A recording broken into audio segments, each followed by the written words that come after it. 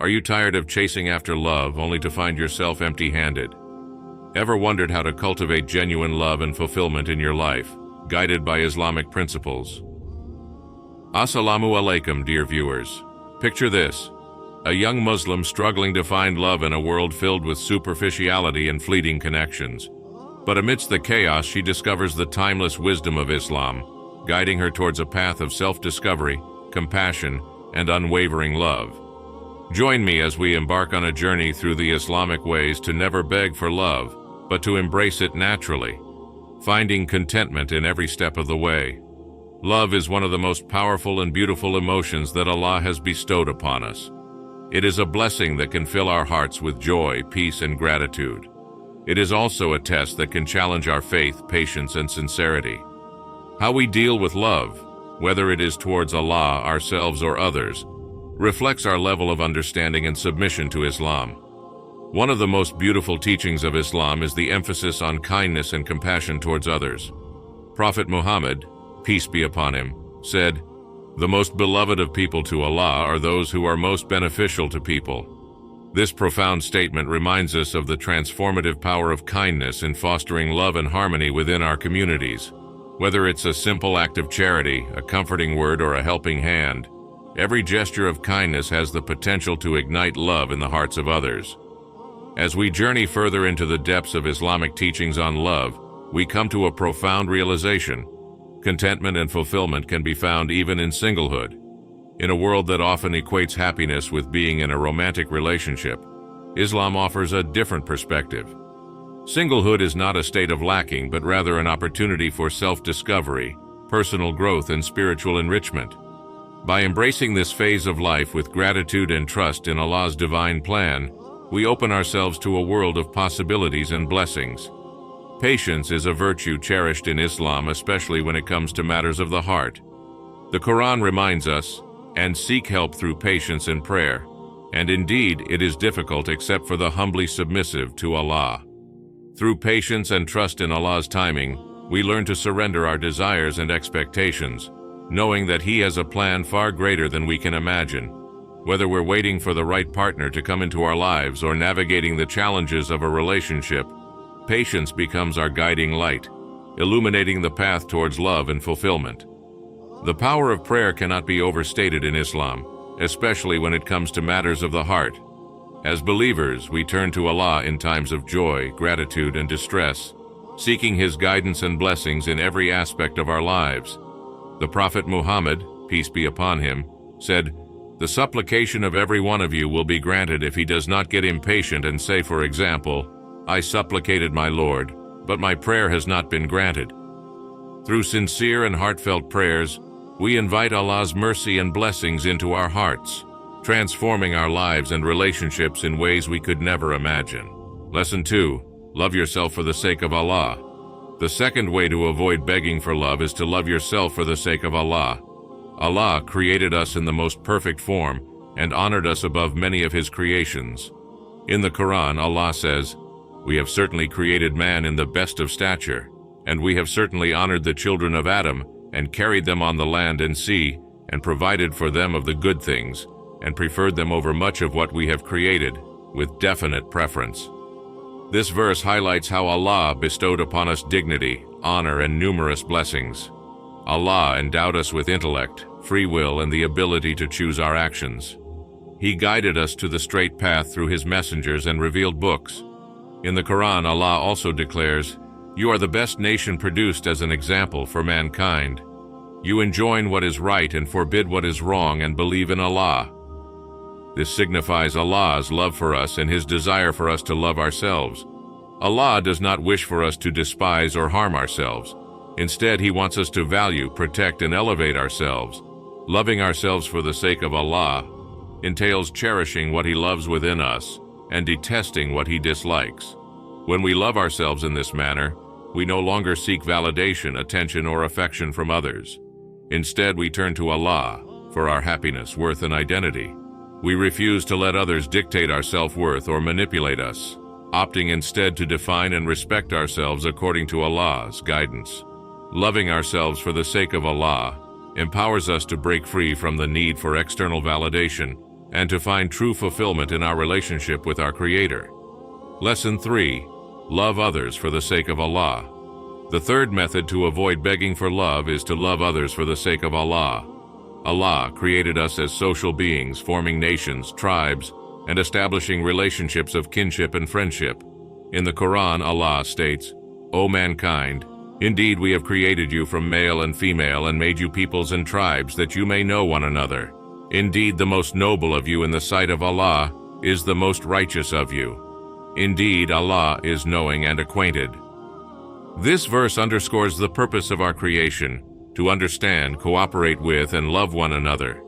Allah emphasizes the bond among believers, declaring them as brothers. He urges reconciliation among them, stating, "The believers are but brothers, so make settlement between your brothers, and fear Allah that you may receive mercy, and hold firmly to the rope of Allah altogether and do not become divided. And remember the favor of Allah upon you when you were enemies, and He brought your hearts together and you became by His favor brothers." Allah's love encompasses all humanity, urging kindness, assistance, and forgiveness towards others. By loving others for the sake of Allah, we transcend the need for validation or reciprocation. Our love becomes unconditional, pure, and selfless, seeking only Allah's pleasure. We love with wisdom, justice, and compassion, aiming for the benefit of others. Patience, gratitude, and trust guide our love, as we anticipate the rewards promised by Allah. Loving others for the sake of Allah empowers us to foster harmonious relationships, contributing to a society founded on mutual respect and compassion. Lesson 4. Love what is good and hate what is evil. The fourth approach to avoid begging for love is to love what is good and hate what is evil. Allah, the source of all goodness, loves those who do good deeds, practice justice, and seek repentance and purification. In the Quran, Allah emphasizes His love for righteousness and justice, stating, "Indeed, Allah loves those who do good, and indeed Allah loves the doers of justice. And indeed Allah loves those who are constantly repentant, and loves those who purify themselves." Conversely, Allah dislikes transgressors and evil actions. Allah desires for us to love goodness and detest evil. He urges us to align our hearts and actions with His guidance, following His revelation and the teachings of His messenger. By loving what Allah loves and hating what He hates, we uphold our principles and morals, refusing to compromise for the sake of gaining acceptance from others. We resist the influence of societal trends, media messages, and peer pressure that promote evil and undermine goodness. When we embrace a steadfast commitment to love what is good and hate what is evil, we liberate ourselves from the need for external validation. Our actions become rooted in righteousness and guided by divine principles, leading us towards spiritual fulfillment and divine pleasure. Lesson 5. Love with moderation and balance. The fifth strategy to avoid begging for love is to love with moderation and balance. While Allah has endowed us with the capacity to love, He also cautions against excessive attachment and devotion. In the Quran, Allah highlights the folly of those who equate others with Him in love, emphasizing the superiority of love for Allah among believers.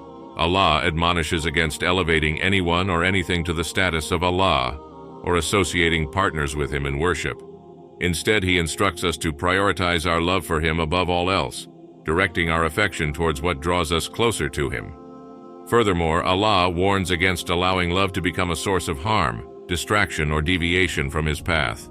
He urges us to approach love with wisdom, reason, and faith, maintaining moderation and balance in our affections. When we love with moderation and balance, we liberate ourselves from the shackles of desperation, dependency, and possessiveness. We refrain from becoming overly attached or obsessed, recognizing that our ultimate fulfillment lies in Allah alone. With dignity, respect, and honor, we navigate the complexities of love, secure in our faith and content in our hearts. Lesson 6. Love for the sake of the hereafter. The sixth strategy to avoid begging for love is to love with the intention of seeking rewards in the hereafter. Allah has created us with a purpose, to worship Him and to be accountable for our actions. As stated in the Quran, Surah Ad-Dariyat 51-56, "And I did not create the jinn and mankind except to worship me. I do not want from them any provision, nor do I want them to feed me." Allah promises rewards for those who believe and perform righteous deeds, describing the gardens of paradise as eternal abodes for the righteous. He assures believers that what awaits them with Him is far superior to anything in this worldly life. Thus, Allah encourages us to love with the perspective of the hereafter, where our ultimate success and eternal bliss await. When we love with the intention of seeking Allah, His pleasure and the rewards of the hereafter, we free ourselves from attachment to worldly desires. We are not consumed by worldly possessions, relationships, or status. Instead, we prioritize what will benefit us in the afterlife and strive to attain the pleasure of Allah. With hope, faith, and certainty in Allah's promise, we love with a profound understanding of our ultimate destination and purpose. Lesson 7. Love with the guidance of the Quran and the Sunnah. The seventh and final strategy to avoid begging for love is to love while adhering to the guidance of the Quran and the Sunnah. Allah revealed the Quran as a clear guidance, a source of mercy, and a means of healing for those who are conscious of Him. As mentioned in the Quran, Surah Al-Baqarah 2:2-3, this is the book about which there is no doubt, a guidance for those conscious of Allah, who believe in the unseen, establish prayer, and spend out of what we have provided for them. The Quran serves as a comprehensive guide for all aspects of life, including matters of love and relationships.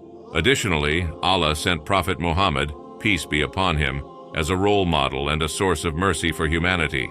His teachings and actions, known as the Sunnah, provide practical examples of how to embody the guidance of the Quran in daily life. Allah emphasizes the importance of following the Prophet's example in the Quran, Surah Al-Ahzab 33:21. There has certainly been for you in the Messenger of Allah an excellent pattern for anyone whose hope is in Allah and the last day and who remembers Allah often. By loving in accordance with the teachings of the Quran and the Sunnah, we ensure that our love is guided by divine wisdom and righteousness. We avoid falling into ignorance, innovation, or deviation in matters of love. Instead, we approach love with knowledge, understanding, and wisdom, aligning our words, actions, and manners with the teachings of Islam. When we love with the guidance of the Quran and the Sunnah, we are protected from confusion, misguidance, and deception. Our love is characterized by unity, harmony, and peace as we follow the path prescribed by Allah and His Messenger. Thus, by anchoring our love in divine guidance, we find fulfillment, contentment, and security in our relationships. These 7 Islamic principles offer a pathway to naturally experiencing love without the need to beg for it. They represent the ways of the believers, the righteous, and the successful, embodying the love for Allah and adherence to His Messenger's teachings.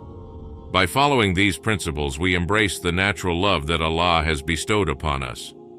We hope that this message has inspired, motivated, and touched you. May you incorporate these principles into your life and share them with others, spreading love and compassion. May your love for Allah, yourself, and others be pure and beautiful. May Allah bless you with His love as well as the love of those who love Him, and may your actions draw you closer to His love. Ameen. Love guided by the teachings of the Quran is the key to fulfilling relationships and spiritual contentment.